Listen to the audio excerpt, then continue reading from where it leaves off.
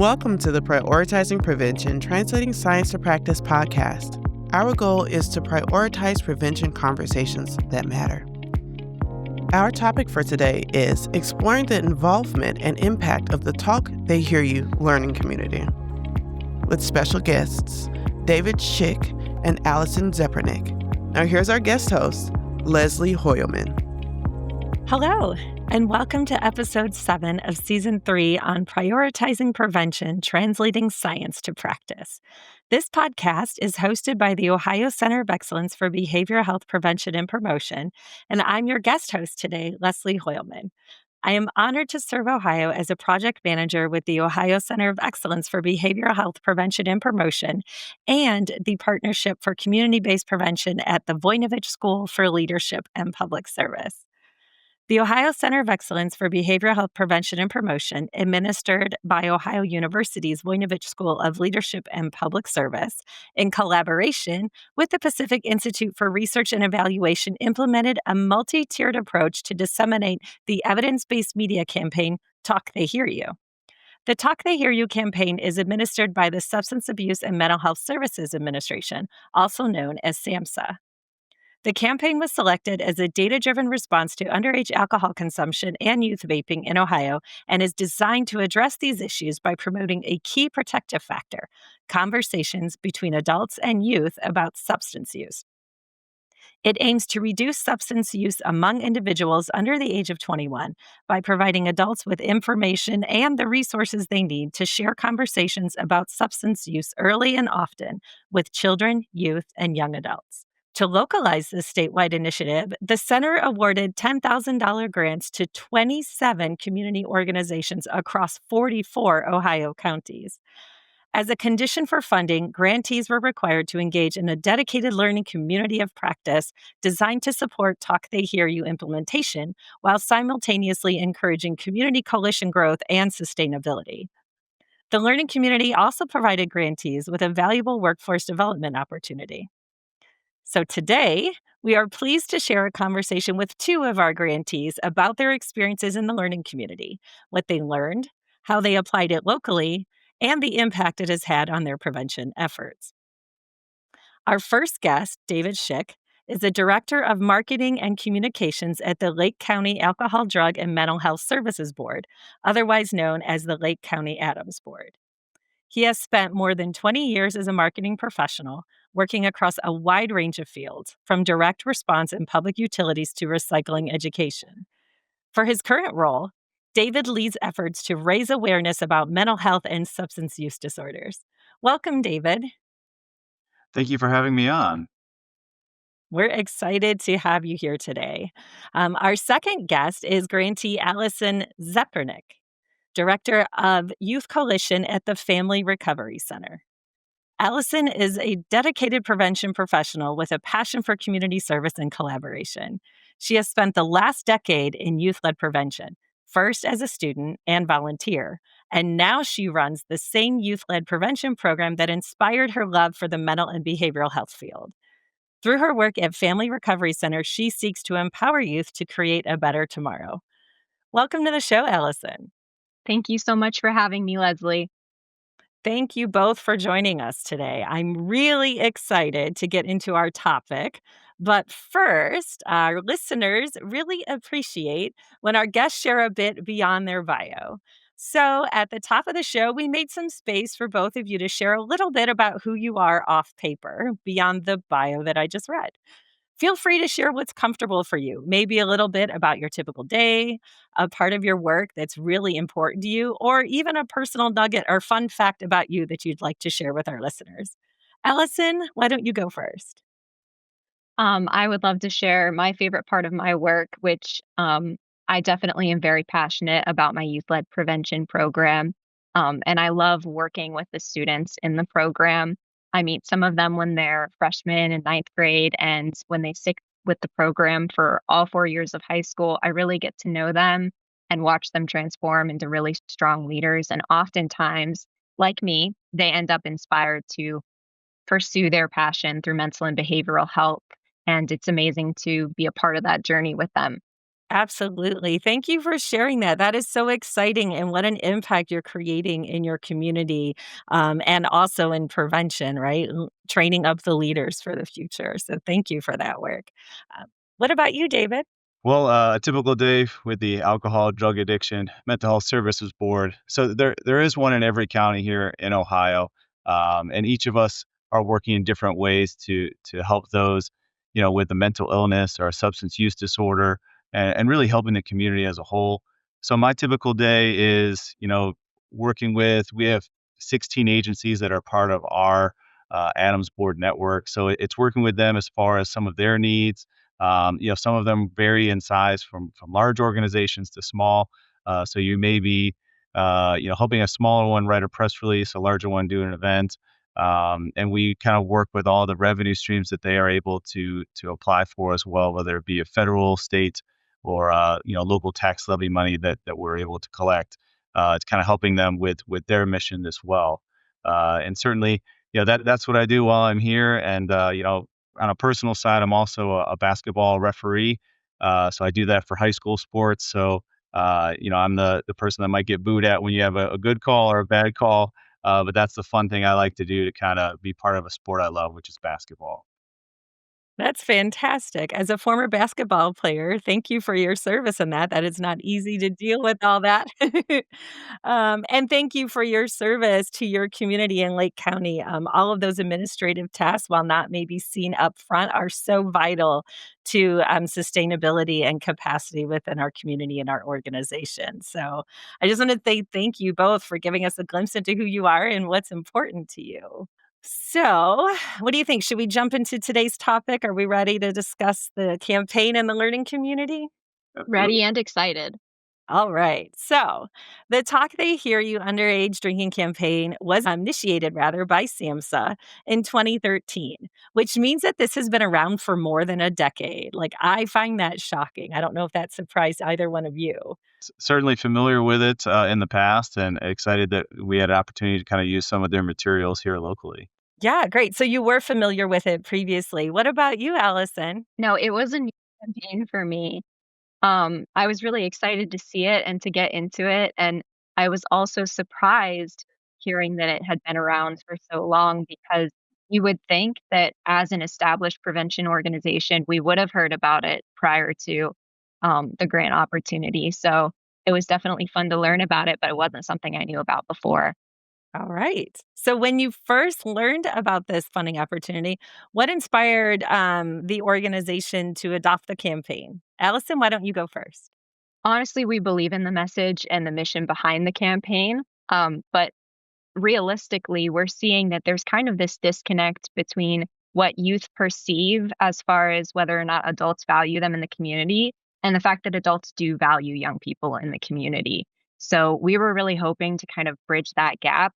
And this campaign is a really great way to do that because the whole purpose is for and guardians to empower the kids in their house to make healthy choices.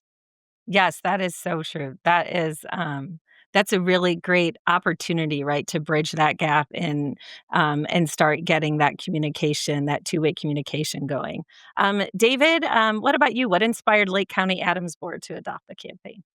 Well, certainly we have providers and agencies that have school-based services, but we felt that all of those services kind of happen within the school building itself, and we really liked the materials that this campaign had.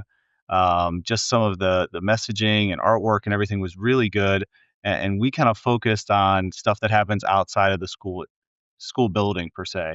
So we liked, being able to find ways to reach them because we know that so many parents are taking their kids to activities or sporting events or family members or whatever it may be, and we were trying to catch them in kind of more of a casual setting where they would be together, but maybe out of that school-based setting. Yeah, so it sounds like you had sort of similar goals, right? In trying to create those conversations and connect with the youth outside of the school building and build those relationships. Um, can you think of any specific challenges regarding that the Lake County Adams Board was hoping to address? Well, I mean, Lake County, statistically, we know that there's a high rate of binge drinking in our county that's higher Mm. than in other areas within Ohio. So we knew that alcohol was going to be probably prevalent in homes that children are seeing it. So we really felt, being able to have that conversation in the teenage years is what we were looking at. Teenagers that were kind of that PG-13 to PG-16, let's say.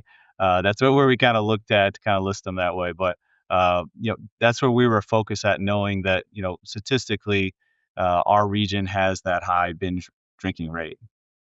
Yes, so important to focus on that, and see what we can do to leverage that and change those numbers and make impact in our communities.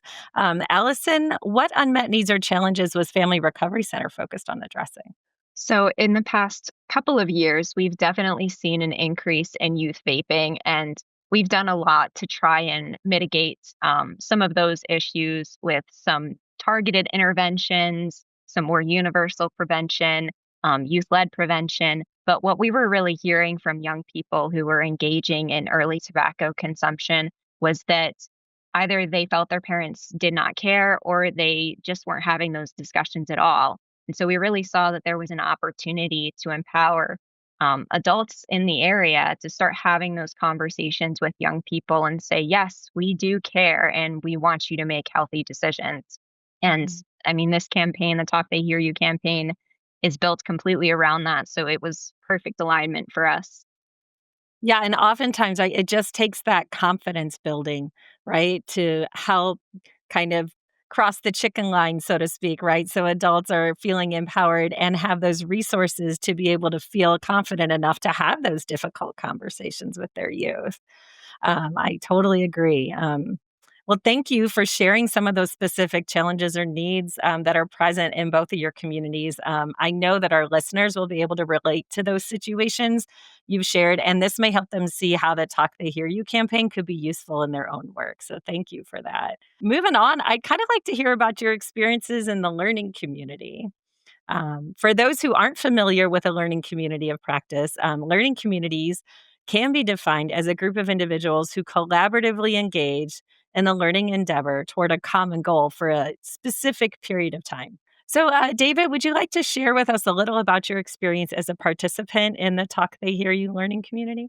Yeah, I really thought, we had the multiple meetings and, kind of, what each project was. We really thought that there was some good insight of kind of best practices that we could pick up on.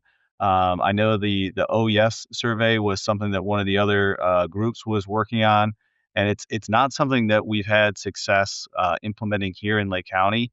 But it kind of brought up the conversation that other counties are having success with, you know, requesting and asking school districts to be a part of this survey because it would provide so much more information, for us and for our agencies that are trying to serve the public. So I just thought there was some great conversation on what others were doing, what other successes that they were having, and that was one that we've started to really look at it and ask our districts here in this county to follow suit and so get on board with the Ohio Healthy Youth's Environment Survey. That's great that you were able to build that connection. That's definitely one of our goals of these learning communities that we'll dig into a little more deeply here farther on in the podcast. So, but we will definitely circle back to that for sure. And Allison, what was your learning community experience like? I truly believe that prevention works best when people connect. And sometimes, as a smaller organization in a rural, sometimes geographically isolated community, it can be hard to find other preventionists who are dealing with the same things. And it was really amazing that the learning community provided a lot of that support. It didn't feel like we were just a little dot on the map of Ohio trying to combat this problem that was affecting the entire state, but we were a community of preventionists working together to create change throughout the entire state.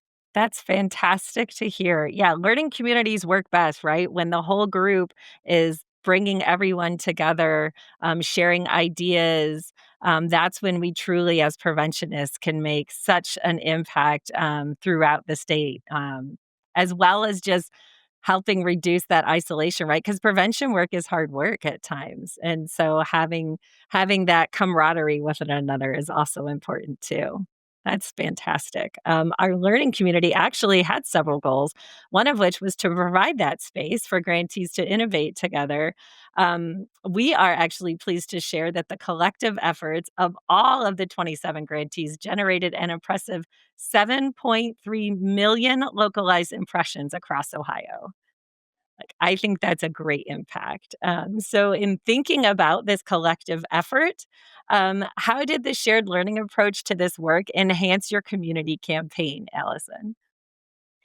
I think that coming up with creative solutions to these issues can be really hard, especially if you might be the only person in your community who's trying to target this issue, depending on what your coalitions are working on. So it might be a very personal thing that you have this initiative for, but having the chance to hear what other organizations are doing or maybe have done in the past that have been effective, it really helps you come up with different ideas. And I honestly don't think I would have applied for the grant in the first place if I didn't know that there was kind of that community piece added in there to help you come up with the ideas for disseminating the information. That's an excellent point, and something to definitely keep in mind, right? As you're continuing this work in your own community, is how to bring about those ideas and then idea generation machine. David, how did the learning community enhance your campaign? I think it always just kept us, really kind of having an open approach on the whole topic.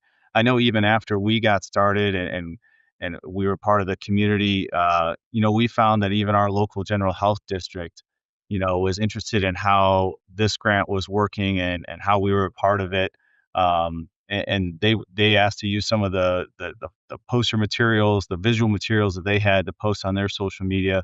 So it was just something that just seemed, just easy that everyone understood it when we approached those that weren't part of the grant locally here. They could see, the benefits and just wanted to be a part of it. Well, it sounds like both of you have kind of relayed information that relates to our next topic or our next question about how this learning community, while working on separate projects, we're still able to be connected, right? I'm hearing both of that in both of your answers, that this learning community really brought people together and became like an idea factory and an evidence based sharing community of practice as well, where you all shared out different ideas. Is there anything else either of you would like to add about how the learning community helped to build connection? I would also share that Jen Morrill and Dr. April Schweinhart were incredible about meeting with us individually if we needed it too. And that also just really made me personally feel really supported. And I don't think that I've ever felt so supported in a grant focused project like I did with this one because of that community and because responses were so timely and the focus really, it felt like it was on each of the people who were involved in the project. Yeah, and I would say, what I really appreciated was, for someone that doesn't write a lot of grant work and reporting, I thought they just had real clear instructions on kind of what information they were looking for, where it might be found, and the group was great as far as how you could pull some different stuff together so that way. You don't want to turn in something and have something be missing or incorrect. And I thought they did a great job just explaining, what was due, when was due, and how to find the numbers or so forth that they were looking for the results to be able to submit each time for the grant. Okay. That's fantastic. Thank you so much both for sharing those insights.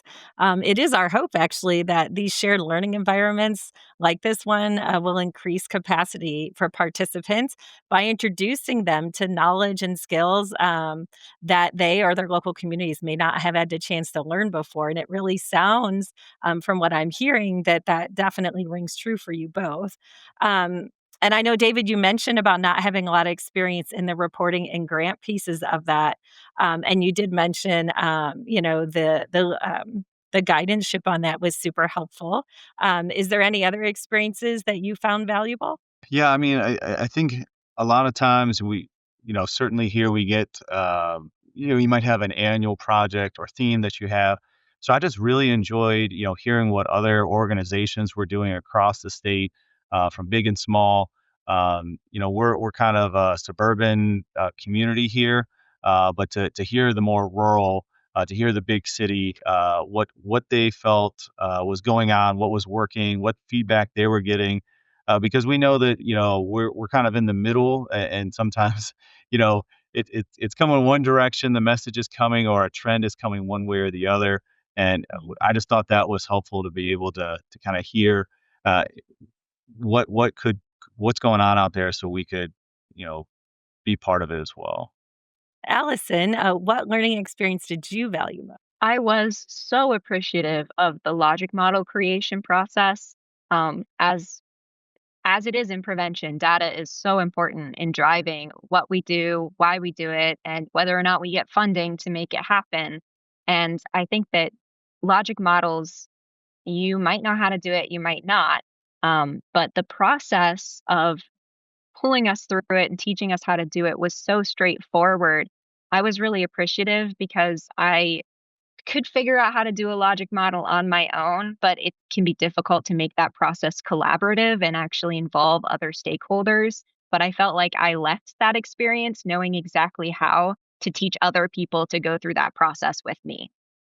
That's amazing. Yes, logic models are so important, and I know sometimes I'm so happy you brought that up because a lot of times people, that's not their favorite thing to talk about, but, I appreciate that, you were able to dig in and that you came away with feeling more confident about walking through logic models with your community, right? Because that right there is gonna create sustainability for sure for endeavors. Um, David, you mentioned a few different things. Is there anything else you'd like to add about a new skill or information that has been useful in your work?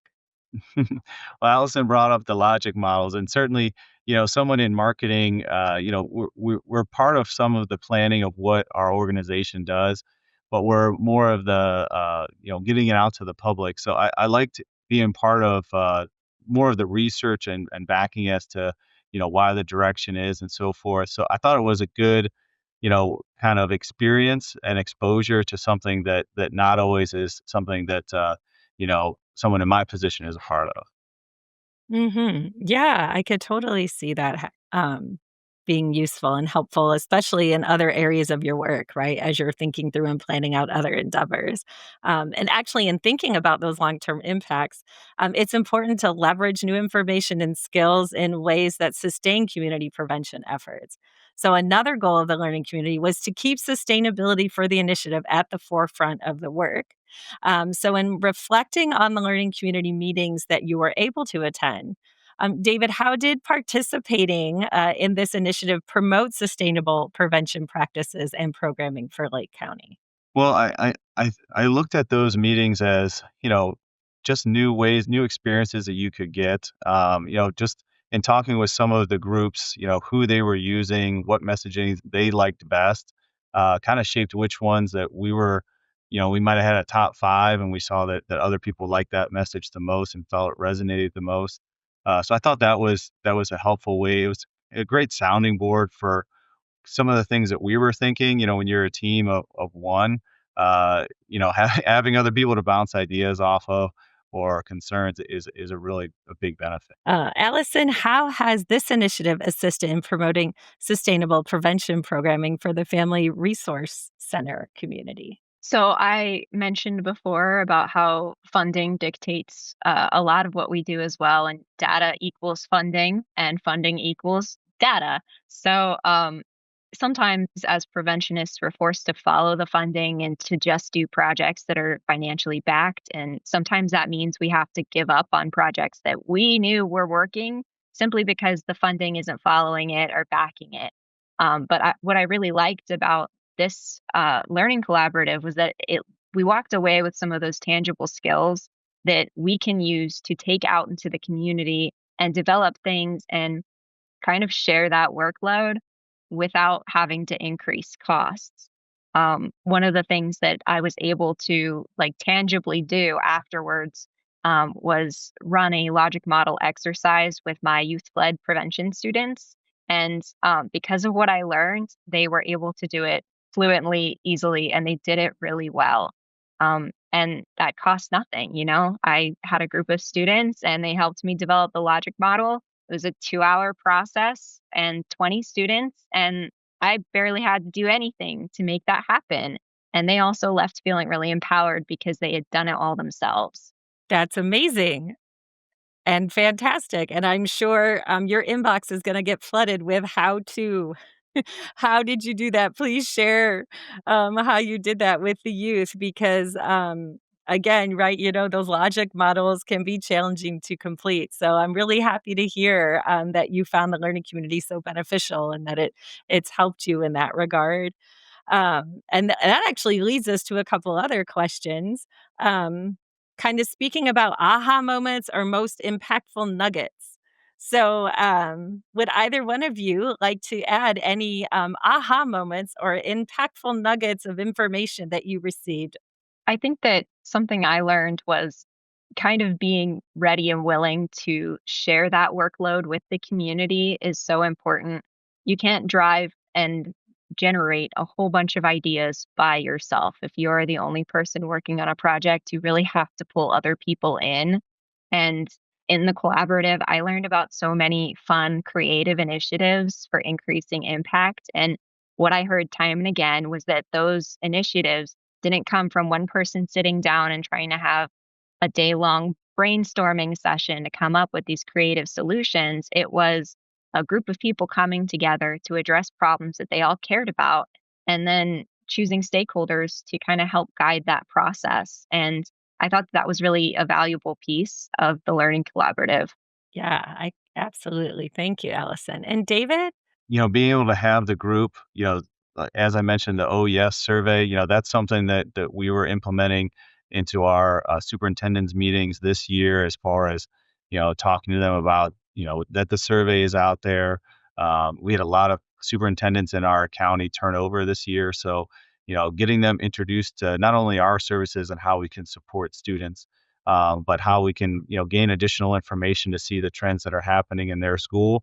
I just thought that was, something really helpful, and to see the successes we could, go back to that and say, hey, this county, that you think is a prestigious school, they're doing it, and that's why we feel you should be doing it too.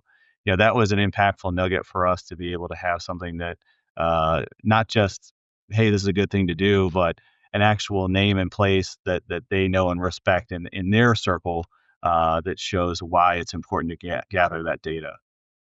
Yes, absolutely. It's so wonderful when you can point to those partners, right, that have already walked that walk and walked through that and been like, "Hey, like you can trust this," right? It builds that level of trust. So I'm so grateful to hear that was something that really helped Lake County Adams Board in trying to talk to schools and build that connection for the Oh Yes survey. So it'll be exciting to see how all that turns out moving forward. Um, well, we've almost come to the end. We're almost ready to park this podcast. So before we end today, we always like to wrap things up by asking a few rapid fire questions to close our conversation. These are meant to be lighthearted and fun, and they're really a popular segment of the podcast for our listeners. So all you need to do is just answer the first thing that comes to your mind. No right or wrong answer. Okay, sound good? Ready. All right. So, based on our themes of talk, they hear you in learning communities, when it comes to learning communities, would you rather meet face to face or online? Allison? Online. David? Face to face. Sorry. Oh, 1 and 1. We got to have Yeah. a tiebreaker. And during the learning community, as you mentioned, each grantee needed to submit a logic chain, right, or a logic model, which required the use of data. So, when using data, do you prioritize qualitative or quantitative data? David, why don't you go first? Quantitative. Quantitative one. And Allison? Qualitative. Oh, qualitative and quantitative. Again, we have a tie. So, all right, this last question, we'll see how this ends up. We ask all of our podcast guests this question. You're reaching into the candy dish full of M&Ms. Are you hoping for plain or peanut? Plain. Peanut. Hey, they're nothing if not consistent. That's fantastic. Thank you, Allison and David, for sharing your time and experience with us. And thank you to our listeners for joining us on the Ohio Center of Excellence for Behavioral Health Prevention and Promotion podcast, Prioritizing Prevention. If you've enjoyed this episode and would like to help support the podcast, please consider giving us a 5-star rating, sharing it with others, posting about it on social media, or setting the podcast to automatically download on your favorite channel. Doing so helps us reach more listeners and keeps the conversation going. To catch all the latest from the center, follow us on LinkedIn, Instagram, X, and Facebook at OH Prevention COE, or visit us at preventioncoe.ohio.gov to sign up for a monthly newsletter. If you missed our last podcast, it was with Amy Reimer, Program Director for Pickaway Addiction Action Coalition, and Christine Browner, Strategic Projects Advisor for 1 in 5. In that discussion, we identified strategies used by grantees to disseminate and tailor the Talk They Hear You campaign within the communities they serve, examined the impact of localized prevention messaging on the community, and recognized approaches for sustaining prevention messaging beyond initial grant funding. This podcast was produced by Ivory Lloyd at Global Insight Productions and is supported by Zheyu Zhang at the Ohio Center of Excellence for Behavioral Health Prevention and Promotion. Thank you all for your work to get positive prevention content out into the world. This has been the Prioritizing Prevention podcast. For more episodes, you can visit us on Spotify, YouTube, Google Play, Apple Music, and many more. This program is funded by the Ohio Department of Mental Health and Addiction Services. For more information about us, please visit preventioncoe.ohio.gov. Thank you for listening.